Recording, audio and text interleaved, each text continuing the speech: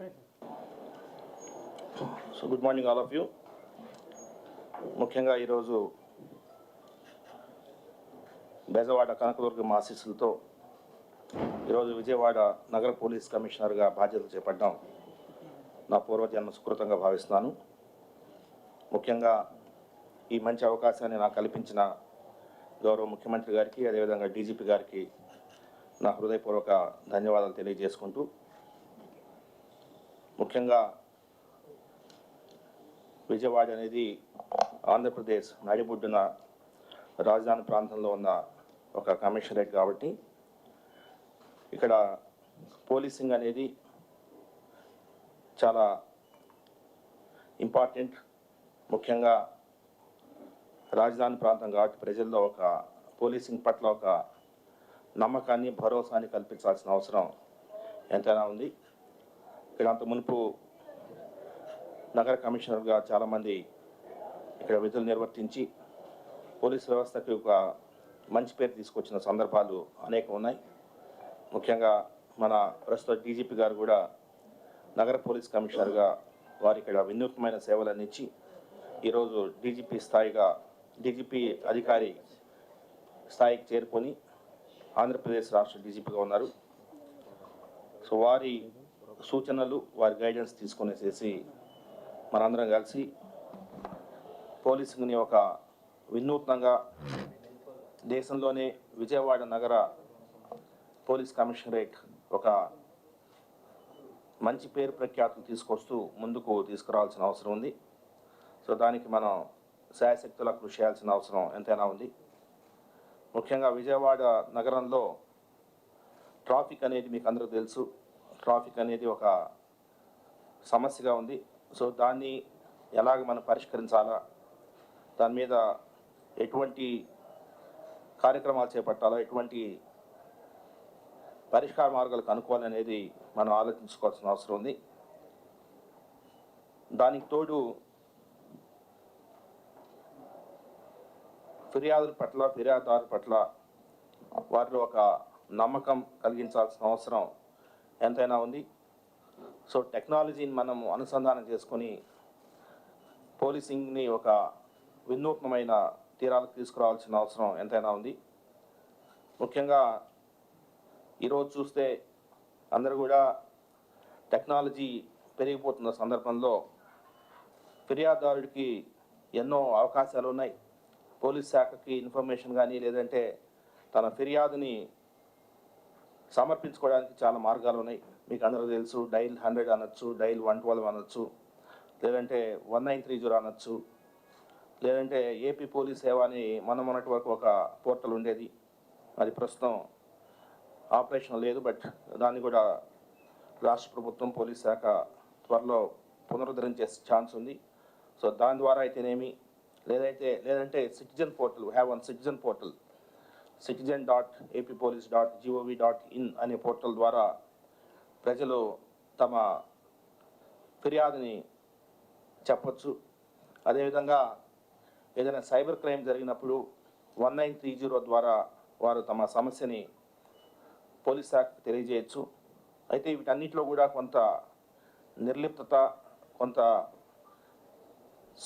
Response సరిగా లేదు అన్న సందర్భాలు కూడా కొన్ని ఉంటుంటాయి. సో వాటన్నిటిని పరిష్కరించుకొని ముందుకు వెళ్ళాల్సిన అవసరం ఉంది. ఎందుకంటే ఈరోజు మీరు చూస్తే పోలీస్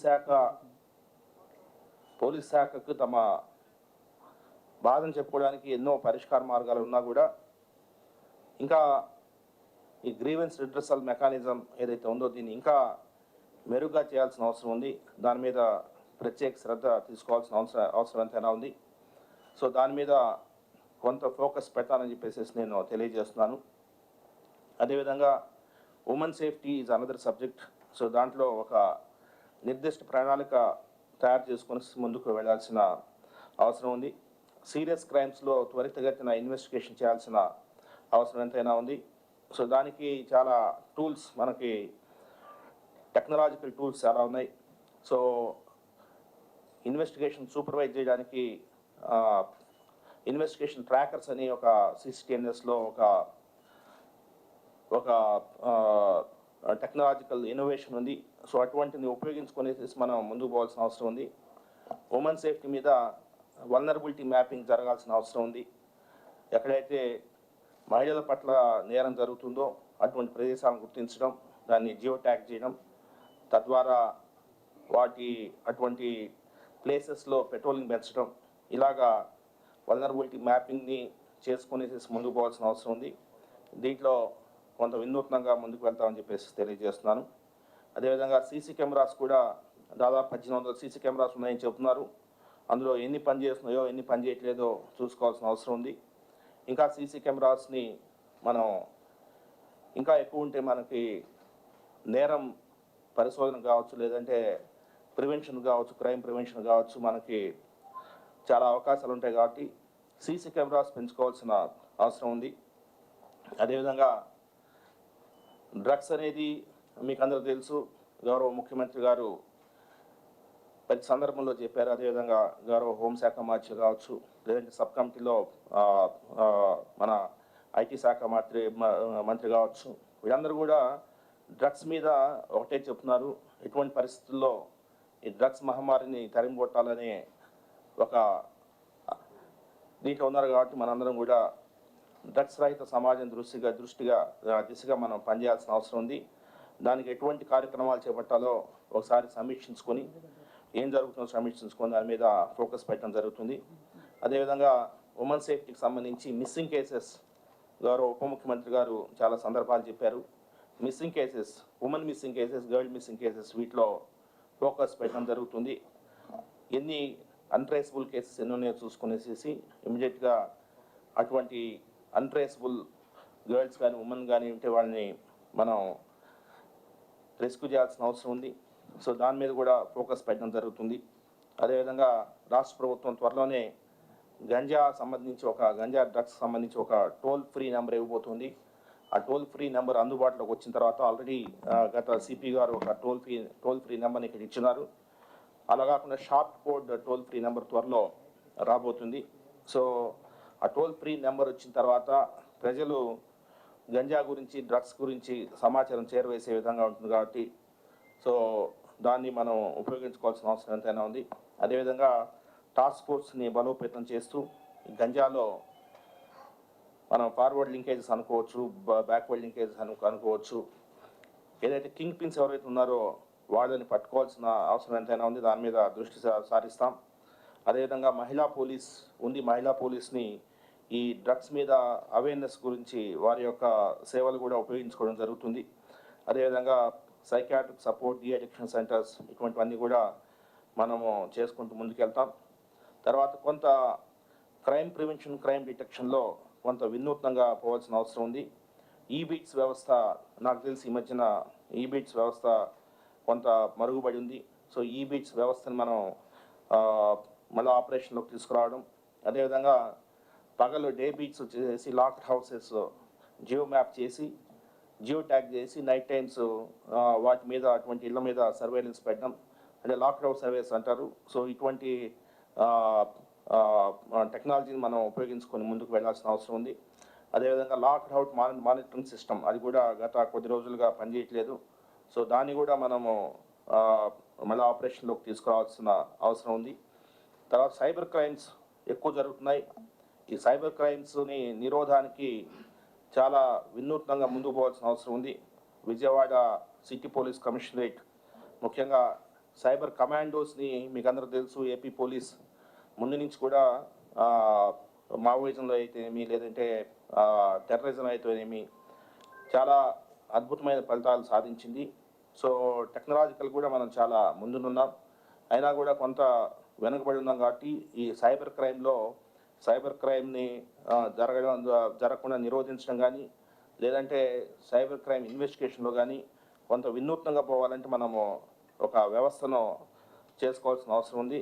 దానికి అందులో భాగంగా పోలీస్ శాఖలో దాదాపు ఒక 200 మెంబర్స్ని సైబర్ కమాండర్స్కు తీర్చిదిద్దడం, అదేవిధంగా కమ్యూనిటీని ఇన్వాల్వ్ చేస్తూ సైబర్ వాలంటీర్స్ సేవలను ఉపయోగించుకోవడం, అదేవిధంగా సిటిజన్స్ కూడా కొంత సైబర్ క్రైమ్స్ మీద అవేర్నెస్ తీసుకొచ్చి సైబర్ సిటిజన్స్గా తీర్చిదిద్దడం. సో ఈ విధంగా సైబర్ అవేర్నెస్ క్యాంపెయిన్ అనేది ఒక భారీ ఎత్తున తీసుకోవాల్సిన అవసరం ఉంది. సో దాని మీద మనము స్కిల్ సెన్సస్, ముఖ్యంగా మన పోలీస్ శాఖలో స్కిల్ సెన్సస్ తీసుకునేసేసి అందులో వారి యొక్క స్కిల్ సెట్ని బట్టి వారిని ఉపయోగించుకోవడం అనేది ప్రాధాన్యంగా మనం చేసుకొని ముందుకెళ్తాం. అదేవిధంగా రోడ్ సేఫ్టీ మీద కూడా కొంత అవగాహన పెంచుకోవాల్సిన అవసరం ఉంది. రోడ్ సేఫ్టీ మీద కూడా కొంత ఎన్ఫోర్స్మెంట్ డ్రైవ్స్ తీసుకోవాల్సిన అవసరం ఉంది. సో దాని మీద కూడా మనము కేంద్రీకరించి ముందుకు తీసుకెళ్తాం. అదేవిధంగా కమ్యూనిటీ పోలీసింగ్, సో అది కూడా మరుగున పడింది. సో కమ్యూనిటీ పోలీసింగ్ కూడా, కమ్యూనిటీని పోలీసింగ్లో ఇన్వాల్వ్ చేసి మన సొసైటీని పోలీసింగ్లో ఇన్వాల్వ్ చేయడం, అది ఒక బాధ్యత ఉంది మనకి. అదేవిధంగా ఐసీజీఎస్, ఇంట్రాపరబుల్ క్రిమినల్ జస్టిస్ సిస్టంలో మనము అన్ని రాష్ట్రాల కంటే ముందుగా పరిగెత్తాల్సిన అవసరం ఉంది. సో దాని మీద కూడా ఫోకస్ పెడతాం. అదేవిధంగా కొత్త క్రిమినల్ లాస్ వచ్చాయి. ఈ న్యూ క్రిమినల్ లాస్ మీద సిబ్బందిని వారికి తర్ఫీదు ఇవ్వడం, తద్వారా న్యూ క్రిమినల్ లాస్ని మనం సమర్థవంతంగా వినియోగించుకునేలాగా ముందుకు తీసుకెళ్ళడం జరుగుతుంది.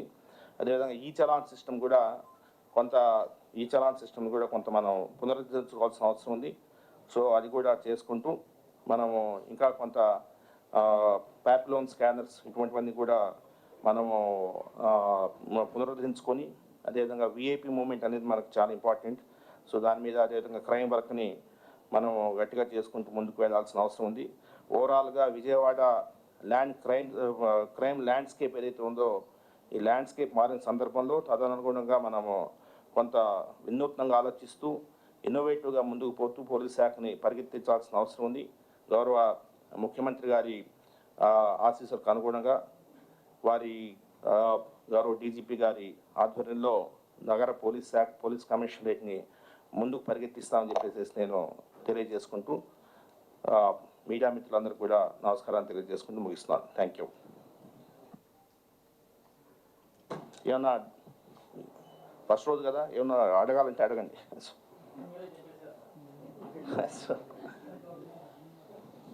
సో నెక్స్ట్ ఫ్యూ డేస్ మీడియాతో కూడా కొద్దిగా ఇంటరాక్ట్ అవుతూ ఉంటాం. ఎవ్రీ 15 days 20 daysకి ఏదో ఒక సందర్భంలో మీరు కూడా మాకు ఫీడ్బ్యాక్ ఇస్తూ ముందుకు కదులుతాం. అందరం కూడా ఒక విజయవాడ నగర పోలీస్ కమిషనరేట్ అంటే దేశంలోనే ఒక అత్యుత్తమమైన కమిషనరేట్గా తీర్చిదిద్దేలాగా మనం మీ సహకారం కూడా కావాలా. పోలీస్ శాఖను కూడా ఒక నూతన ఉత్సాహంతో ముందుకు పరిగెత్తించడానికి శాయశక్తిలో ప్రయత్నిస్తాను. Thank you.